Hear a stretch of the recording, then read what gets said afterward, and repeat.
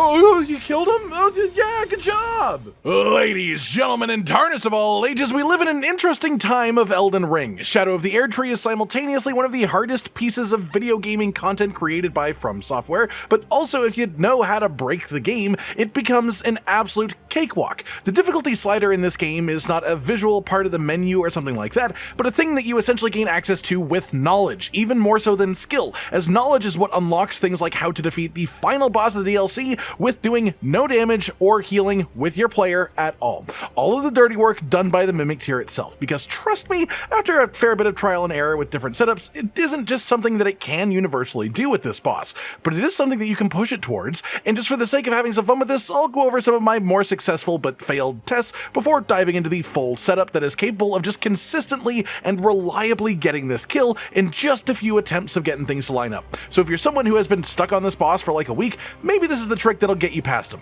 Especially as, you know, I'm literally just watching the Mimic do its thing while blocking and staying close to the boss. I'm not giving the Mimic more damage, I'm not healing the Mimic, I am just a weird, annoying wall. The literal, most brain-off way that you could play this fight if you just want to purely survive, minimal skill required. If you were also actually fighting, of course it would obviously be much easier, but that said, the first thing that I tried was the new bloodfiends arm. This thing has insane bleed buildup on the charged attacks when you set it to blood scaling if you have some investment into the arcane stat, but there's the obvious problem that you can't force a Mimic to use a weapon two-handed for more than about 10 seconds, and you definitely can't force it to focus on using charged attacks. So while this did actually come surprisingly close, it was far from what I'd call consistent, which is my main goal here. Honestly, I want this to be a replicatable result with a solid setup, so after enough failures, I moved on. The next thing that came anywhere close was actually Impenetrable Thorns, the new absolutely busted bleed buildup based Thorn sorcery. You may be noticing a theme here. I didn't try the things that only had bleed, I didn't only try the things that are the most overpowered for a player to use in the expansion, but bleed was just happening to be the most successful things of the ones that I did test. This one had a lot of promise as well, but there was an awkwardness in the shared stats between player and Mimic that made it hard to enter the full turtle build I wanted to on the player, while letting the Mimic also be effective with the sorcery. And past that, of course, as a spell, Impenetrable Thorns is just incredibly inconsistent. Sometimes it hits for 300, sometimes it hits for 8,999, or even higher. And with today's goal being a consistently successful setup, I decided that I didn't want to rely on something like that. That said, it pushed me closer to the right direction, as the int and the staff pushed me towards using the Scholar's Shield spell to lower the stamina required to block attacks with your active shield. Prior to this, I was using Shield Barricade as an Ash of War, but Scholar's Shield just lasts longer and is more effective, and so it basically just makes the brain power required even less. It's worth mentioning that these things don't stack, don't try to use them together, just use Scholar's Shield. Past that then, I messed with Prayerful Strike as an Ash of War, because it would make the Mimic just go full tank mode and be able to heal itself anytime it used the Ash of War, but sometimes it would just get grabbed twice by the boss because the fight was taking too long in that setup, and that is just an instant Mimic kill, so that ends the run. That brought me to the next plan though, the final plan, the one that truly worked, and it sort of went full circle, back to Bloodfiend's arm. But this time, instead of hoping the Mimic would use it how we wanted it, two-handed charge attacks, we go with an absolutely wild stat split that lets us have just a lot more control over the situation in general. The peak of this is lower than the peaks of the other things that I tested, but consistency is the goal. If this build can kill the boss frequently, it doesn't matter what the peak is, and out of the 10 times that I did this fight with this build, 3 of them were successful kills. Well, one of them was a ridiculously comfortable kill, which is a lot of the footage that you'll be seeing in here. One of them was me limit testing the guard potential of the build by trying to block the 25% health meteor shower. Spoiler, it didn't work. That attack is not really blockable, and yet the Mimic tier still killed him before I hit the ground, giving me the remembrance, so that counts as a win. And the third, the Mimic tier forgot how to use items for a while, so it did eventually just die through the War of Attrition when the boss was at about 100 health left. So while literally speaking, if we are saying only Mimic damage counts, you could say this is not a successful attempt, but in the world of the reason where I am presenting this to you is as a way to make Radahn piss easy, every single player that is in this situation right now would walk up and hit him once with the shield, which would kill him, instead of, you know, just letting him kill you like I did here to reset the fight. So count it as 2 out of 10 if you want to be stingy, but for the purpose that I am recommending this to begin with, I'd say it's 3 out of 10, around 30% success rate on attempts that I have done with this build, including one of the stupidest choices I have ever made, blocking that meteor, still resulting in success somehow. And important to mention, a good portion of the failures are just me failing to get my gear swapped in at the start of the fight to begin begin with, so it's not like 7 out of 10 were actually 3-minute long battles that slowly just whittled down and ended. A few of them were just basically false starts. All this to say, I don't consider myself to be very skillful at this game as far as the actual button pressing, I'll be honest. Coming up with fun builds though, pushing weapons to ridiculous levels, creating one-shot scenarios or immortal setups, those are the types of things that I'm actually decent at. Not playing the game, but leveraging knowledge of the game to make the game easier. And that's exactly what this is. It is leveraging knowledge to make Radahn an absolute pushover without even touching him myself. All that said then, let's dive into the proper setup here from top to bottom, with the caveat that I will assume that you already have or know how to get any part of this that is from the base game. First up then is the weapon Bloodfiend's Arm. This one comes from Prospect Town, which is just immediately south of the Cliff Road terminus site of Grace near Bellarat Tower. In this area, just climb up to the top of the ruins with some horse parkour, and in this upper section, kill the group of Bloodfiends huddled together, and one of them will drop this weapon for you.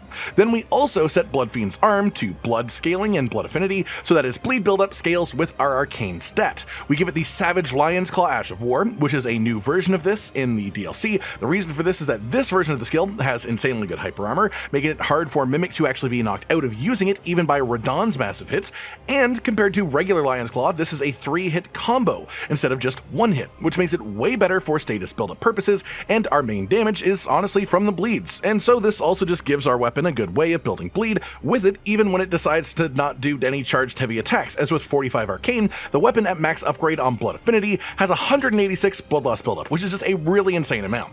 To get this Ash of War then, it is literally just hugged along the cliff line north from the 3-path cross site of Grace, and if you just hug the wall, keep going, eventually you'll find this fire by a little abandoned merchant spot, and there will be the Ash of War waiting on the floor. As for Bloodfiend's Arm, this is the weapon that you must have on when you enter the fight and summon the Mimic tier. Always, and I mean always, wait until you dodge the initial gravity spin that Radahn does before summoning the Mimic. Sometimes he'll make you think that there's a window to do it beforehand. He's just trying to trick you. Don't let him trick you. Be patient. I'm impatient. I got hit by it a bunch because I didn't do this properly. This is not a sprint. Take your time. Once your Mimic is spawned, you want to dodge attacks while letting the Mimic take aggro. It does this by hitting Radahn, and you can encourage it to do this by not just running Radahn in a straight line away from the Mimic tier as it's spawning and keeping them close together so it can actually hit them. Once you lose aggro then, and the Mimic starts having the attacks hit it, you can start doing a gear swap. Unequip Bloodfiend's Arm and equip the Albinaric Staff. Realistically, any low weight staff will do, but this fits within our stats and is 2.5 weight. The only reason that we have this is to cast Scholar's Shield, which is a set buff spell, and so the scaling and upgrade level don't actually matter in the slightest. It's important that this has to be in your main hand though, because it can only apply this shield buff if your shield is in your offhand. On which note, we put a Great Shield in our offhand. Technically you don't need this one, but the Black Steel Great Shield, new to the DLC, and max upgrade and on Sacred Affinity, hits 100% holy damage negation when blocking. This makes it incredibly strong for guarding against pretty much just all phase 2 attacks from Radahn. This one comes from the boss of the Fog Rift Fort, which is accessed by dropping down the cliff right beside the Shadow Altus West site of Grace in the Shadow Altus region, and then slowly making your way in quite simply. From this point then, you just apply Scholar's Shield once per minute, or close to that whenever there is an opening to actually do so safely. Otherwise, just hold block and walk towards the boss forever. Simple as that. There are some attacks that are a bit more dangerous to block. You don't want to block the meteor, I brought that up earlier, but pretty much everything else you can block as long as you're not low stamina to begin with. As for the rest of the setup then, you want the White Mask Helmet for a 10% boost to the Mimic's damage after it procs a bleed for 20 seconds, as well as the Lord of Blood's Exaltation Talisman for a 20% damage boost after a bleed for 20 seconds, and you also want to have Mohg's Great Rune, which you'd sort of have to get into the DLC, honestly, which will give you a buff to your spirit summons, again, if a bleed happens in the vicinity. So just another thing buffing it for this. For the rest of your armor, you want extremely heavy, tanky stuff. I am using Verdigris armor specifically because it has slightly better defenses against slashing physical damage and holy damage than Bullgoat's does, but Bullgoat is also acceptable from the base game. Verdigris then is a pretty much guaranteed drop from the big NPC brawl that happens before you reach the final boss, so you should have it by this point. For the rest of the talismans then, Shard of Alexander for a 15% boost to Savage Lion's Claw damage, as it does do quite a lot, even in a bleed-focused build. Then Erdtree's Favor +2 not only only to alleviate some of our weight requirement to the build and give us some more stamina for guarding personally, but also it is one of the few sources of health boosting that actually affects the Mimic tier to make it a touch tankier. On which note, the final slot is Dragon Crest Great Shield. We obviously don't need this personally while guarding all attacks, but this is for the Mimic to have higher physical damage negation and just let it last longer. Past that, there is our item setup, which does genuinely matter for this. I've got Frost Pots, which the Mimic will throw frequently enough for an occasional Frost proc, which does a nice chunk of damage when it happens, and importantly, lowers Radahn's damage while it's active as well. Then I have the Blessing of Marika item, which is new to the DLC. An easy couple of these to grab are right beside the Hinterland Site of Grace in the northeast. A couple of Tree Sentinel bosses hang out here, and each one of them gives you one of these items. They are consumed on use, but not on use by Mimic, so you can actually have your Mimic use this more often than you might think for a genuine full heal in the best of moments. The other item then is simply Raw Meat Dumplings, which is a half health heal that applies poison to you. For players, I don't usually recommend these, but for Mimics which have limited sources of healing, having these equipped as an item gives you a higher chance of it actually happening when you need it to, because the only two real sources of failure in this setup are either not making it to the point where you've got your shield on and buffed, or the Mimic just forgetting to heal and then dying eventually because of that. That said, there is also the Sacred Bloody Flesh item, which is new in the DLC. This applies a buff to the user that is just basically a bonus Bloodlord's bonus extra damage when a bleed happens nearby, but not in any of your other buff slots. But when I had this equipped on my barb, the Mimic would just eat it repeatedly instead of ever using any of the other items, so I took it off, but it does exist and is worth pointing out. Past that then, there is your Wondrous Flask of Physic, and in here, you want the new Glovewort tier that literally boosts your summon damage. Of course, that makes sense. This is obviously perfect for this, and this comes from the Furnace Golem located over here under the cliff line in Charo's Hidden Grave. It has armored legs, but you can kill it easily with a few hefty fire pots into the basket, like with any of the others that you can get above. For the other tier, I actually recommend the Crimson Burst Crystal tier, which restores a small amount of health per second. Normally this is pretty meh, but it sort of just perfectly counters the amount of chip damage that we get through our shield blocking in the setup to make it so that you very rarely have to actually stop guarding to drink a flask, making it even simpler to use. As well, I should probably mention this, it's probably obvious, but you want your revered spirit ashes, you want to get your spirit blessing level up, because that does obviously affect spirit summon power.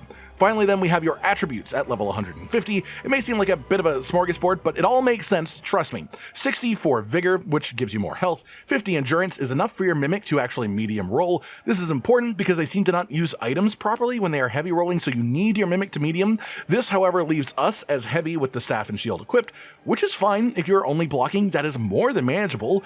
But you can always set this up to literally 51 if you want to medium roll in the setup anyways. Past that, 28 Strength is the requirement to let Mimic use the weapon properly, 12 Intelligence for Scholar's Shield, and 45 Arcane, which is the soft cap for bleed buildup from Arcane scaling on weapons. I put my bonus points into Strength then. You can put them wherever you want really, that's probably the ones that you would put in Endurance if you want a medium roll. That's it then. The whole setup and the general game plan is quite simple, honestly. Walk in, avoid the initial gravity spin, summon your Mimic tier, dodge attacks until Mimic takes aggro, then swap Bloodfiend's arm off for your staff, then put the Black Steel Great Shield in your offhand, apply Scholar's Shield, two-hand the shield, then walk up and just hug Radahn's face while blocking. That's pretty much it. Hardest boss potentially in all of the Soulsborne series if you treat him fairly, but if you don't want to treat him fairly, you can always just do this instead.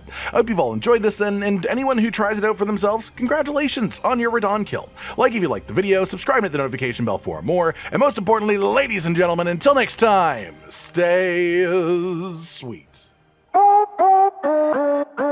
Josh, Cotton, and Hollow with the videos, dropping the humor like a hammer on your tippy toes, bringing entertainment on a daily arrangement to take our insanity and turn it into entertainment. Yes, I said entertainment twice, to reiterate that it is nice to look into your faces on a mostly daily basis when you let us in your homes to make the whole world our stage. Goodbye.